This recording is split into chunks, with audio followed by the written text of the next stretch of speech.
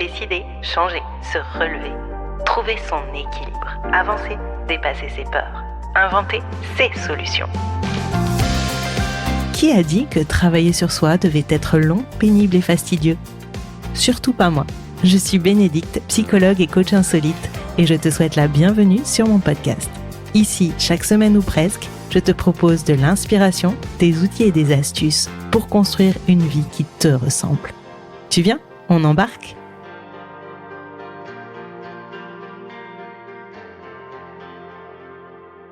Hello, passagères et passagers. Je suis de retour dans tes oreilles cette semaine pour plonger dans un sujet aussi passionnant que déroutant. Self-control ou lâcher prise. Et l'idée, c'est de dépasser les injonctions contradictoires pour te sentir libéré et apaisé. Parce qu'on va être honnête, le monde du développement personnel te bombarde parfois de messages qui te semblent pas forcément logiques, voire même plutôt impossibles à concilier. Tu te sens peut-être tiraillé entre ce besoin de contrôler tes émotions que tu t'imposes ou que tu as le sentiment qu'on t'impose et celui de simplement les laisser s'exprimer. Rassure-toi, tu es loin d'être seul.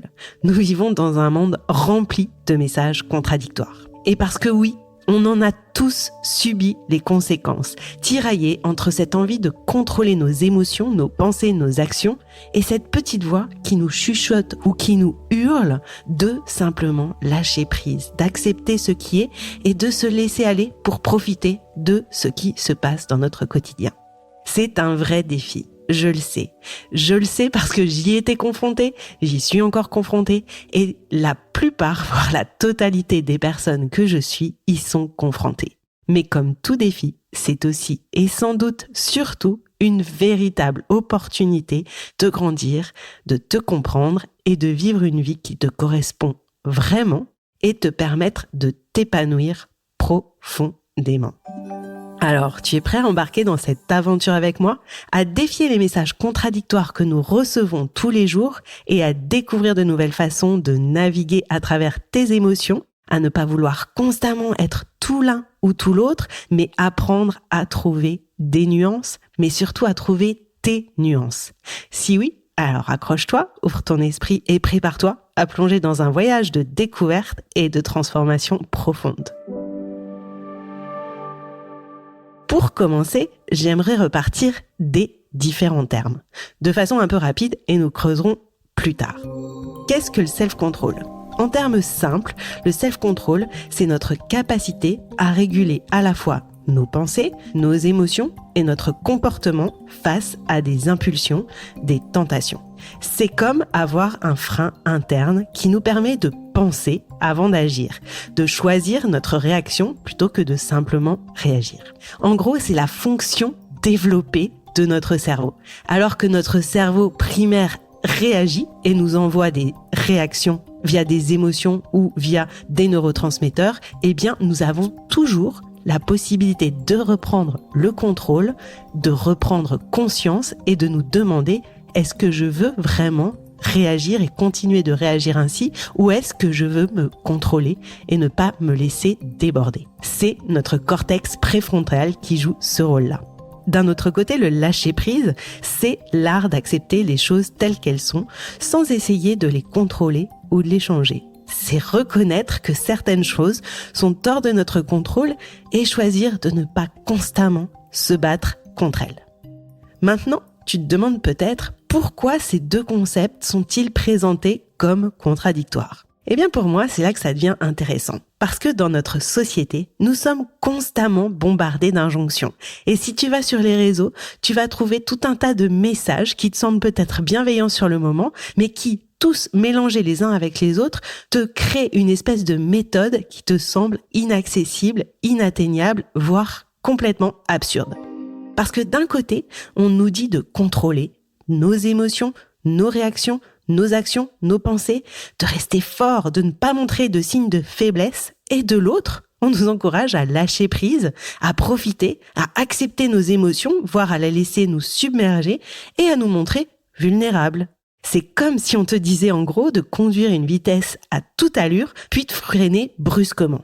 Concrètement, si tu as déjà été dans une voiture qui freine brusquement, tu sais que ce n'est pas agréable, que ça crée une tension, que tu te sens bouger, que tu te sens coincé, que tu te sens écrasé même peut-être. Eh bien, cette tension peut être particulièrement difficile à gérer, et notamment pour les personnes sensibles parce qu'elles ressentent tout de façon plus intense.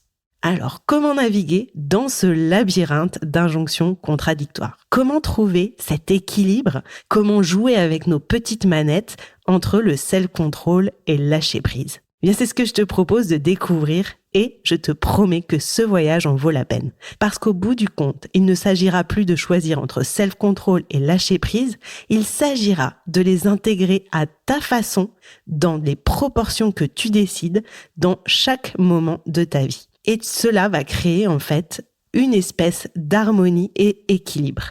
Tu ne seras pas dans le ou, mais dans le et avec certaines intensités. Mais au fait, pourquoi ces injonctions contradictoires sont-elles si présentes dans notre société et pourquoi leur impact est-il aussi fort sur nous? Eh bien, cela a beaucoup à voir avec la façon dont fonctionne notre cerveau. Les neurosciences nous montrent que notre cerveau est constamment à la recherche de sécurité et de prévisibilité. Il veut savoir ce qui va se passer. Il calcule en permanence, il fait des statistiques et des projections pour minimiser les risques et nous laisser en contrôle. C'est pourquoi le self-control est si valorisé dans notre société, parce qu'il nous donne l'illusion, l'impression ou la vraie sensation de sécurité. Mais c'est en fait une illusion de contrôle. Et en même temps, notre cerveau a aussi besoin de repos, de détente et donc de lâcher prise. Parce que trop de contrôle, ça mène au stress, à l'épuisement, à l'écrasement. Et c'est là que le lâcher prise entre en jeu, parce qu'il offre un soulagement, une pause, une chance de respirer. En fait, si tu réfléchis bien, ces deux concepts ne sont pas vraiment contradictoires. On les présente de façon contradictoire, mais ils sont en fait les deux côtés de la même médaille, deux aspects de notre expérience humaine, et la clé, c'est de trouver l'équilibre entre les deux, de savoir quand contrôler et quand lâcher prise. Et c'est ce que je veux te permettre d'explorer et de comprendre avec ce podcast. Si on réfléchit ensemble, quels sont les avantages du self-control? Parce qu'il en a des avantages, ce self-control. Le self-control, il nous aide à rester concentrés, à atteindre nos objectifs, à ne pas nous disperser, à résister aux tentations. Et il peut être un facteur de réussite dans de nombreux domaines de nos vies. Les neurosciences nous montrent que les personnes ayant un haut niveau de self-control ont tendance à avoir de meilleurs résultats à l'école, dans leur boulot ou dans leur vie. En fait, les personnes qui sont capables d'être dans le self-control sont des personnes qui ont développé une capacité d'inhibition à l'intérieur de leur cerveau. Qu'est-ce que c'est que cette capacité d'inhibition? C'est le fait, en fait, de résister à l'impulsion d'une émotion, d'une sensation, d'une pensée, et en fait, d'utiliser notre cortex préfrontal pour décider en conscience si on veut laisser se poursuivre la vague de l'émotion, de l'impulsion ou de la pensée, ou si on veut l'arrêter pour repartir sur autre chose. Et le self-control, c'est vraiment très positif dans de nombreuses situations. Mais ça a aussi des inconvénients. Parce que, comme je te le disais en introduction, ça mène à du stress, à de l'épuisement et à de l'anxiété, voire de l'angoisse. En psychologie, on sait que les personnes qui sont constamment en mode contrôle peuvent avoir du mal à se détendre, à lâcher prise, à simplement être et surtout à être elles-mêmes. Elles se sentent constamment sur le qui-vive, toujours prêtes à combattre ou à fuir. En gros, elles ont un système nerveux qui est toujours activé et c'est épuisant. Si tu fais partie des personnes qui sont dans cette façon de réagir et qui sont majoritairement dans le self-control, je te propose différentes techniques pour trouver ton équilibre entre besoin de contrôler et lâcher prise. Déjà, je te propose de réfléchir à la pleine conscience. C'est une pratique qui nous invite à être présent, à observer nos pensées et nos émotions sans jugement, sans essayer de les contrôler ou de les changer. C'est comme si à chaque fois, tu prenais ce petit pas de côté et que tu regardais ton esprit comme un observateur impartial. Cela peut t'aider à te sentir moins submergé et plus en contrôle. Comme ça, sur le papier, ça a l'air facile et ça semble évident. Et c'est vrai que c'est une vraie maîtrise de soi. C'est être dans l'ici et le maintenant et regarder un peu ses pensées comme si c'était des nuages qui passent dans le ciel ou ses émotions comme si c'était d'autres nuages qui passent dans le ciel et ne pas les juger. La pleine conscience, plus tu la pratiques, plus elle devient évidente. Et même si tu la pratiques régulièrement, il y a des jours, c'est plus facile que d'autres. Si tu souhaites utiliser quelque chose qui va te permettre un soulagement rapide, c'est la technique de la respiration profonde. Lorsque tu te sens submergé par tes émotions, tes pensées, prends un moment pour te concentrer sur ta respiration. Respire profondément, lentement, consciemment. Clairement, respirer de façon profonde, et il y a tout un tas de types de respiration, notamment enseignés par le yoga, mais que tu peux retrouver facilement. Cela calme ton système nerveux et ça t'aide à retrouver un peu d'équilibre et de contrôle, mais d'un contrôle différent en fait. Parce que à trop être dans le contrôle, finalement, c'est comme si tu perdais le contrôle de plein de choses, parce que l'anxiété, le stress et l'angoisse sont quand même un vrai sentiment de perte de contrôle. Et puis, la dernière chose que j'ai envie de te proposer, c'est de pratiquer l'autocompassion, de faire preuve de bienveillance avec toi et d'essayer de faire taire ce petit diable à l'intérieur de toi qui passe son temps à te juger, à te critiquer, à regarder les choses mais avec un regard plutôt négatif et extrêmement jugeant.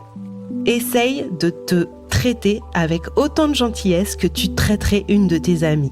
Reprends-toi quand tu t'entends te parler de façon négative et demande-toi, est-ce que je parlerais comme ça à un ami à moi qui se trouve dans ma situation ?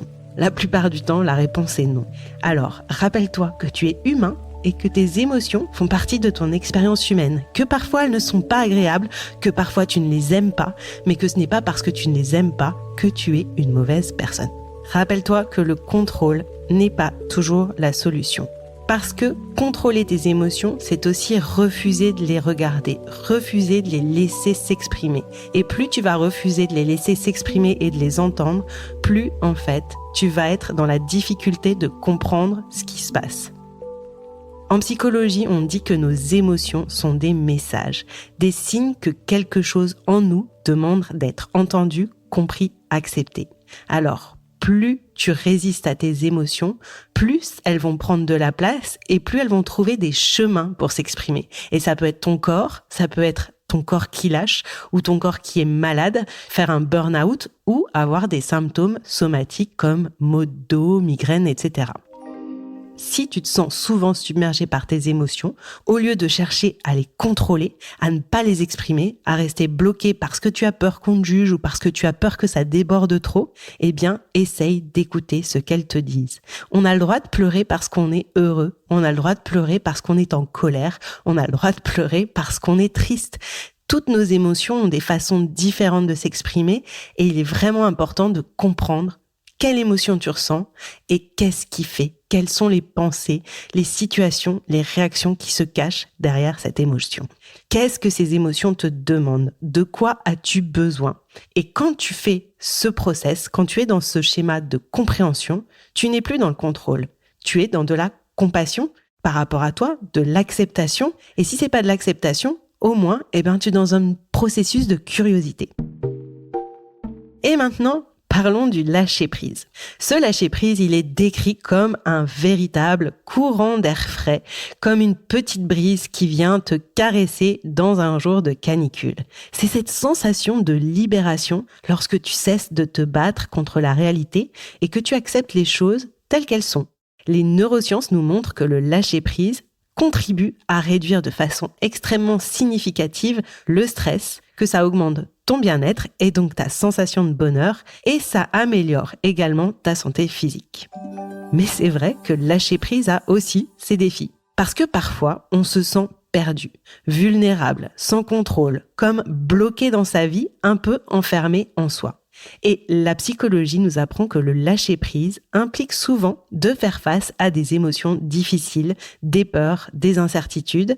Et ça, j'en conviens, ça peut faire peur.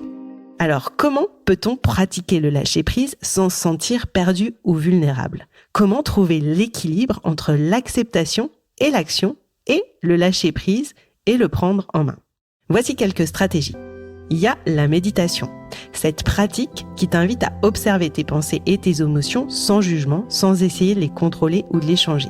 Là encore, c'est comme si tu prends ce fameux pas de côté et que tu regardes ton esprit comme un spectateur impartial. Cela peut t'aider à te sentir moins submergé et plus en paix. Mais c'est vrai que la méditation, quand tu es très anxieux ou quand tu te sens vraiment bloqué ou complètement envahi par des pensées, c'est parfois un peu compliqué à mettre en place. Alors quand c'est ça, je te conseille de faire sortir ce qui te bloque, ce qui te perturbe et de le faire sortir en parlant. Soit tu en parles à quelqu'un, soit simplement tu le verbalises entre toi et toi, mais l'idée c'est de le faire sortir de ta tête. Parce que tant que tu n'as pas mis des mots, en le faisant sortir de ta bouche, ça reste dans ta tête et ce n'est pas réellement représenté. Alors que si tu l'exprimes en l'écrivant ou en le disant, cela va t'aider à comprendre, accepter et les laisser passer. En fait, c'est comme si tu déchargeais ton esprit sur le papier ou dans une conversation ou entre toi et réellement, ça va te donner cette sensation que oui, tout n'est pas coincé dans ta tête, que ce n'est pas sans solution comme te semble te le dire ton cerveau. Et puis là encore, j'en reviens à l'autocompassion parce que vraiment, plutôt que de te juger ou te critiquer pour les émotions que tu ressens, essaye de les traiter avec gentillesse. À nouveau, pars du principe que est-ce que tu jugerais une amie qui pleurerait parce qu'elle vit une situation difficile? Est-ce que tu jugerais et que tu critiquerais et que tu imposerais à quelqu'un que tu aimes de ne pas se mettre en colère quand il est confronté à une injustice? Est-ce que tu lui dirais de se taire? Est-ce que tu lui dirais qu'il n'est pas légitime? Je suis presque certaine à nouveau que non. Alors, rappelle-toi que les émotions font partie de ton expérience. Maintenant, si tu as du mal à lâcher prise et à accepter tes émotions, n'oublie pas que lâcher prise ne signifie absolument pas abandonner ou se résigner. C'est simplement accepter les choses telles qu'elles sont en ce moment, sans y résister. Ça ne veut pas dire que tu n'as plus la possibilité de faire quelque chose, c'est juste éviter que cela t'impacte profondément dans l'ici et le maintenant alors que tu ne peux rien y faire. Parce que plus tu résistes, plus ça prend de la place. Plus tu vas résister à tes émotions, plus tu les rends douloureuses. Quand tu cesses de résister, tu permets à tes émotions de te traverser, de se déplacer, de changer, de se transformer, voire même de s'éteindre. Alors la prochaine fois que tu te sens submergé par ces émotions, rappelle-toi de ce podcast et au lieu de chercher à les contrôler, essaye de comprendre ce qu'elles ont à te dire et de les laisser te traverser. Parce qu'une émotion, quand tu la laisses te traverser, elle va durer quelques secondes, voire quelques minutes, mais elle va passer. Qu'est-ce que cette émotion te dit? Qu'est-ce qu'elle te demande? De quoi as-tu besoin? Et si c'est pas du contrôle, c'est certainement de plus de compréhension, de gentillesse et d'acceptation.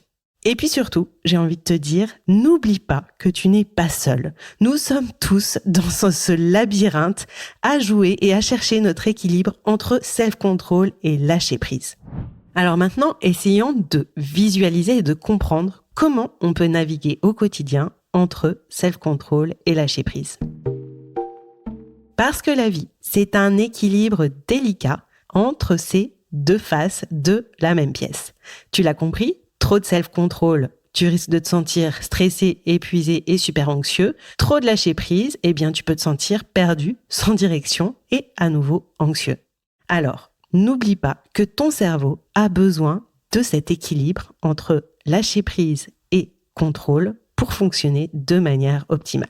Pour trouver cet équilibre, il faut essayer de comprendre quand est-ce qu'il est préférable de se contrôler et quand est-ce qu'il est préférable de se lâcher prise.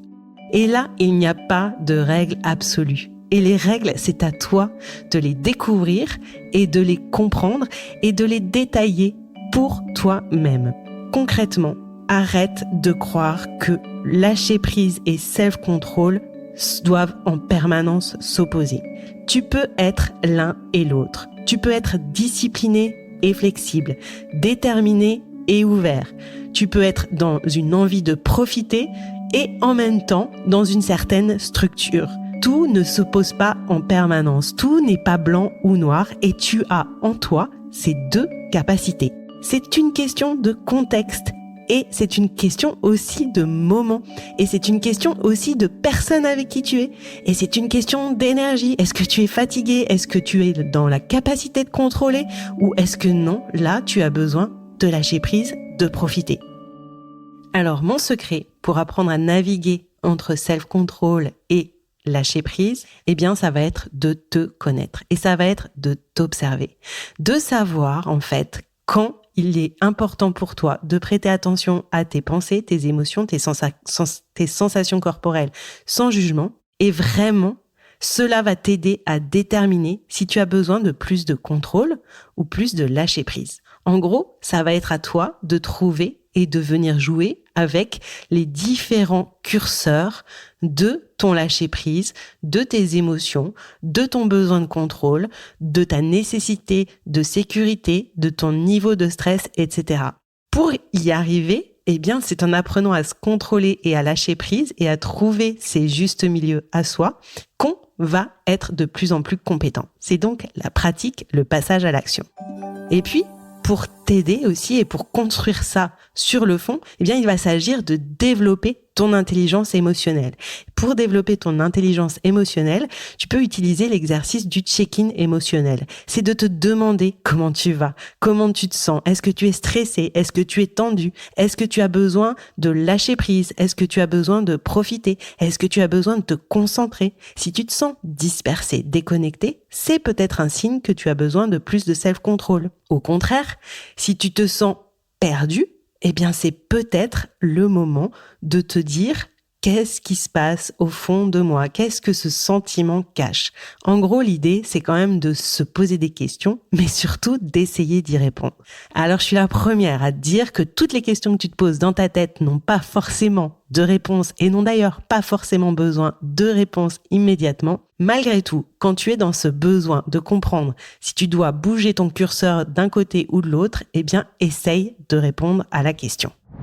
Dernière chose que je souhaite te dire, c'est qu'il n'y a pas de bonne ou de mauvaise approche. C'est à toi d'expérimenter, de tester, parce que tu es unique et chaque situation est unique et demande une réponse unique. Parfois, le self-control sera la meilleure réponse et parfois, ce sera le lâcher prise et parfois, ce sera un peu des deux dans certaines proportions. Alors la prochaine fois que tu te sentiras tiraillé entre self-control et lâcher prise, au lieu de choisir l'un ou l'autre, essaye de voir comment tu peux jouer avec tes boutons de volume. Qu'est-ce que la situation demande? Qu'est-ce que ton corps, ton esprit, ton cœur demande? Peut-être que ce dont tu as besoin, ce n'est pas de plus de contrôle ou plus de lâcher prise, mais de plus de flexibilité, plus d'équilibre et plus de résilience. Alors oui, l'équilibre entre self-control et lâcher prise est un équilibre délicat. Et c'est un équilibre qui est en perpétuel mouvement et en remise en question. Le self-control peut nous aider à atteindre nos objectifs et à mieux gérer nos impulsions, alors que lâcher prise peut nous apporter une vraie sensation de liberté et de sérénité. Je t'ai partagé plusieurs stratégies pour naviguer entre ces deux pôles en utilisant différents outils, mais ce que je te propose, c'est d'expérimenter et surtout d'essayer de voir quand est-ce que tu es dans le contrôle, quand est-ce que tu es dans le lâcher prise et est-ce vraiment ce dont tu as besoin. Expérimente, joue avec le self-control et le lâcher prise et vois ce qui fonctionne le mieux pour toi dans certaines situations et comprends que avec certaines personnes ou dans certaines sphères de ta vie, eh bien, le lâcher prise sera plus positif, alors que dans d'autres sphères, avec d'autres personnes, dans d'autres moments et dans d'autres énergies, ce sera l'inverse. Il n'y a pas de bonne ou de mauvaise réponse. Tu es unique, chaque situation est unique, et ce qui compte, c'est de trouver ton équilibre à toi et ton propre chemin. Je serai vraiment ravie que tu me partages tes expériences, tes questions et tes réflexions sur ce sujet. Alors si tu en as, n'hésite pas à m'écrire sur Instagram ou par mail et je me ferai un plaisir de te répondre. Je te remercie d'avoir écouté, je te remercie d'être curieux et d'être dans cette volonté de toujours apprendre comment tu peux faire des choses plus positives et plus profondes pour toi parce que concrètement, je pense que c'est le chemin pour une vie plus sereine. Dans le prochain épisode, je te propose d'explorer d'autres aspects passionnants de la psychologie et des neurosciences, alors reste à l'écoute. Et si tu as apprécié cet épisode, n'oublie pas de le noter avec 5 étoiles et surtout de laisser un commentaire. Cela m'aide à me faire connaître, le podcast et ça aide à toucher beaucoup de gens et je pense qu'à fur et à mesure, avec toutes ces petites techniques, on se sent un peu moins seul et on est en capacité de mieux communiquer et d'avoir des relations plus apaisées. Je te souhaite une très bonne journée ou une bonne soirée en fonction du moment où tu m'écoutes. Et puis, n'oublie pas d'intégrer des nuances dans ta vie, tes pensées, tes actions, tes émotions, tes réactions, tes relations, parce que c'est l'approche qui va te libérer de ces injonctions contradictoires et te permettre de trouver ton équilibre, ta flexibilité. Encore merci et à très vite. Prends soin de toi.